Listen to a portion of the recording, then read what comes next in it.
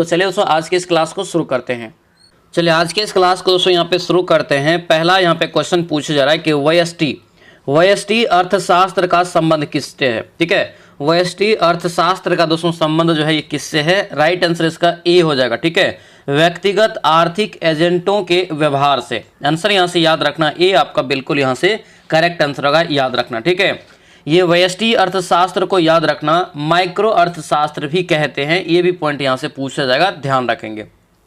अगला क्वेश्चन यहाँ पे देखेंगे, नर प्रजनन तंत्र के संदर्भ में कौन सा यहाँ पे कथन जो है सही है, कौन सा विकल्प एक सही है, ये यहाँ पे दिया है नर प्रजनन तंत्र के बारे में। ठीक है, ऑप्शन नंबर क्या होगा यहाँ से, तो ये देखिए यानी कि प्रोस्टेट ग्रंथि जो होता है नर में, ठीक है, टेस्टोस्टेरोन जो होता है ये भी आपका पुरुष में यानी कि नर में, और शुक्राणु भी किस में होता है, तो यानी कि नर में होता है। आंसर यहाँ से ए आपका बिल्कुल करेक्ट आंसर होगा, ए दोस्तों यहाँ से ध्यान रखेंगे। अगला क्वेश्चन देखेंगे, भारत के संविधान का अनुच्छेद 56 का संबंध किससे है। भारत के संविधान में अनुच्छेद 56 का संबंध किससे है ये बताना है। राइट आंसर ये सी हो जाएगा, राष्ट्रपति के जो यहाँ पे है कार्यकाल के बारे में यहाँ पे बताया जाता है। आंसर क्या होगा, ये सी आपका राइट आंसर होगा, सी दोस्तों यहाँ से ध्यान रखना। ठीक है, राष्ट्रपति का सामान्य कार्यकाल जो होता है याद रखना 5 वर्षों का होता है। इसे 61 अनुच्छेद के तहत महाभियोग के द्वारा हटाया भी जा सकता है, तो ये भी पॉइंट यहाँ से याद रखना। राष्ट्रपति बनने के लिए कम से कम आयु चाहिए 35 या 35 से ज़्यादा आयु चाहिए, 35 वर्ष से ज़्यादा, ये यहाँ से भी ध्यान रखेंगे। ठीक है, अगला क्वेश्चन यहाँ पे है कि KMnO4 में मैग्नीज की ऑक्सीकरण संख्या। कई बार ये क्वेश्चन हूबहू पूछा गया है। ठीक है, KMnO4 में मैग्नीज की ऑक्सीकरण संख्या कितना होगा। 4 का राइट आंसर क्या होगा, ये +7 दोस्तों यहाँ से हो जाएगा। ऑप्शन नंबर ये डी आपका यहाँ से करेक्ट आंसर होगा। ठीक है, +7 याद रखेंगे। अगला क्वेश्चन यहाँ पे है कि यदि हानि यानी कि हानि का प्रतिशत क्या है, यानी कि सीधा आपको लिख दिया पहले कि हानि क्या हुआ है, हानि का प्रतिशत आप निकाल के बताइए। ठीक है, जब यहाँ पे दोस्तों कह रहे हैं कि 96 केले 42 रुपया प्रति दर्जन के दर से खरीदा। ठीक है, प्रति दर्जन के दर से, और यहाँ पे केला दिया है 96 का, बाद में कह रहे हैं कि 252 में बेच दिया। सबसे पहले यहाँ पे समझिए 96 जब केला है दोस्तों तो कितना दर्जन हो गया, 12 से भाग देंगे, एक दर्जन में 12 केला, तो यहाँ से 12 से भाग देंगे तो कितना हो जाएगा 12 8 96। ठीक है, 8 गुना यहाँ पे 42 करेंगे, क्योंकि यहाँ पे जो है 42 जो दिया है ये प्रति दर्जन का रेट दिया है, इतना में खरीदा है, तो 42 गुना 8 करेंगे कितना हो जाएगा आपका, तो ये हो जाएगा दोस्तों 336। ठीक है, अब बाद में ये क्या करता है 252 रुपया में इसको बेच देता है। खरीदा है 336 में टोटल, ठीक है, और बेचा है कितना में 252 रुपया में, तो 252 इसमें से घटा दीजिए। ठीक है, घटाएंगे दोस्तों तो कितना हो जाएगा 4 हो गया। इधर आपका यहाँ से जो है 13 में से 5 गया 8, इधर कट गया यानी कि 84। अब यहाँ पे प्रतिशत हानि निकाल लीजिए, तो हानि गुना 100, प्रतिशत हानि बराबर क्या होता है हानि गुना 100। अब बट्टे हमेशा क्रय मूल्य होता है, क्या होता है क्रय मूल्य, यानी कि जितना में खरीदा जाता है, तो बट्टे में 336 हो गया। ठीक है, इसको यहाँ पे आप काटेंगे, राइट आंसर दोस्तों आपका निकल जाएगा, यानी कि काटेंगे तो आपको जो है 25% निकल जाएगा। ठीक है, तो आंसर यहाँ से ए आपका राइट आंसर होगा, तो इसे आप कॉपी में काटेंगे यहाँ पे। ठीक है, अगला क्वेश्चन यहाँ पे देखेंगे, कौन सा जंतु जो है चिरडिम्बता, क्या है चिरडिम्बता दर्शाता है, चिरडिम्बता दर्शाता है, ये यहाँ पे दिया है। राइट आंसर 6 का क्या होगा, बी हो जाएगा ये, यानी कि अम्बाई एस्टोमा। आंसर यहाँ से बी आपका राइट आंसर होगा, अम्बाई एस्टोमा यहाँ से इसका करेक्ट आंसर हो जाएगा। अगला क्वेश्चन देखेंगे, क्या पूछ रहे कि यहाँ पे दिया है कि वह ट्रिपलेट कोड जो अनुवाद प्रक्रिया यानी कि अनुवाद प्रक्रिया को रोकती है वो क्या है, यानी कि ट्रांसलेशन प्रोसेस को रोकने का काम करती है, वो कौन सा है। 7 का राइट आंसर ये UAA हो जाएगा, यानी कि UAA यहाँ से इसका करेक्ट आंसर होगा। ऑप्शन नंबर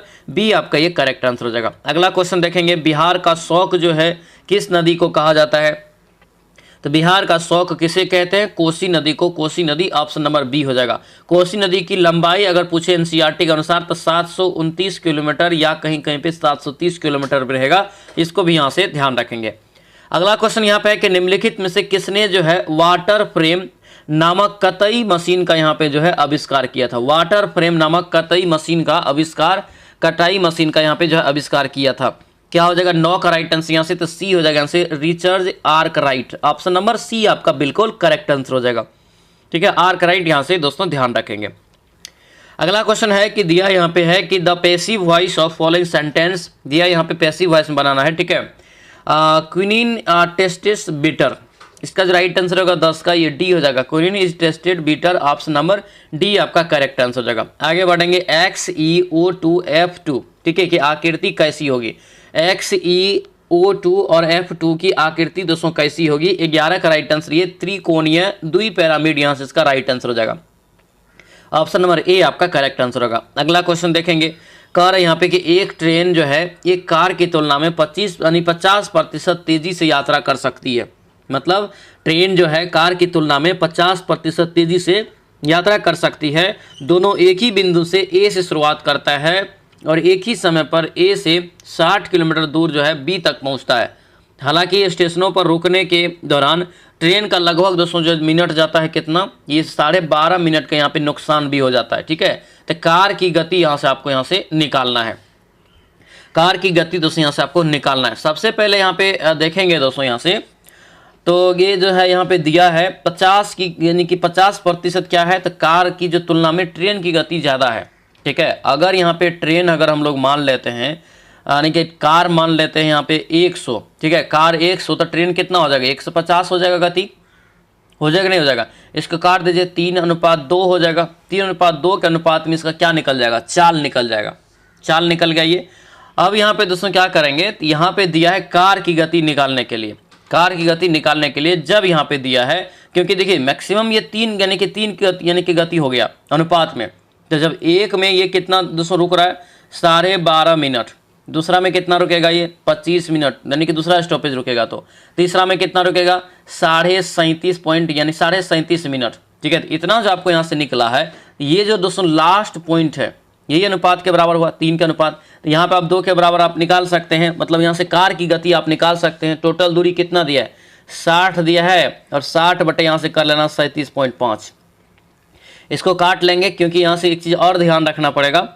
यहाँ पे जो आप निकाले हैं ये मिनट में निकाले हैं। ठीक है, ये मिनट को 60 से भाग देके इसको घंटा में बदल लेना है। क्या करना है? घंटा में बदल लेना है, फिर इसका यहाँ से राइट आंसर दोस्तों निकल जाएगा। ठीक है, कार की गति इतना में भागा देंगे, राइट आंसर निकल जाएगा। 12 का राइट आंसर यहाँ से दोस्तों ये 96 किलोमीटर प्रति घंटा निकल जाएगा। ऑप्शन बी हो जाएगा। इसका सॉल्यूशन कंप्लीट PDF में भी आपको दे देंगे, तो वहाँ से भी आप एक बार रिविजन कर लेंगे, बना लेंगे। ठीक है, चलिए अगला देखेंगे, मिट्टी में नमक की उच्च सांद्रता में उगने वाले पौधे को क्या कहते हैं? देखिए मिट्टी है लेकिन नमक ये मेन है। नमक अगर लगा रहेगा तो राइट आंसर हो जाएगा लवण मृदोभिद हो जाएगा। आंसर यहाँ से क्या होगा? ए आपको यहाँ से दोस्तों राइट आंसर होगा। ठीक है, ए यहाँ से आपको याद रखना, लवण। नमक क्या है? एक लवण है। ठीक है, अगला देखेंगे, यहाँ पे दिया है कि कैथरीन से that C dash in love before.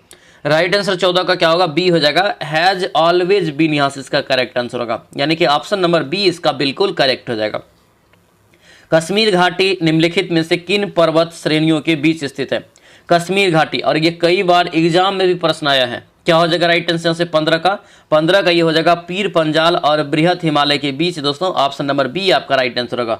आप सुने होंगे वैष्णो देवी जो है दोस्तों जम्मू कश्मीर में, ये इसी घाटी में पड़ता है, कश्मीर घाटी में। ठीक है, आंसर याद रखना, बी आपका करेक्ट आंसर हो जाएगा। अगला क्वेश्चन दिया है कि 1714 गुना 1715 गुना 1717 गुना को 12 से विभाजित करने पर शेष क्या बचेगा? 12 से विभाजित करने पे दोस्तों शेष क्या बचेगा, ये यहाँ पे दोस्तों पूछा जा रहा है। राइट आंसर क्या हो जाएगा? 16 का। तो 16 का यहाँ से अगर देखेंगे दोस्तों तो सबको यहाँ पे क्या करने का पड़ेगा? तो 12 से भाग देके फिर निकालना पड़ेगा, या इसको सभी को गुना करके तब 12 से भाग देंगे। इस प्रकार से इसका जो है क्या करना है, तो PDF से एक बार बना लेंगे इसको। ठीक है, थोड़ा सा लंबा प्रोसेस में जाएगा ये। 16 का राइट आंसर यहाँ से सी निकल जाएगा, 2 निकल जाता है। ठीक है, चलिए आगे बढ़ते हैं। क्या पूछ रहे हैं? दिया यहाँ पे कि BeBmG।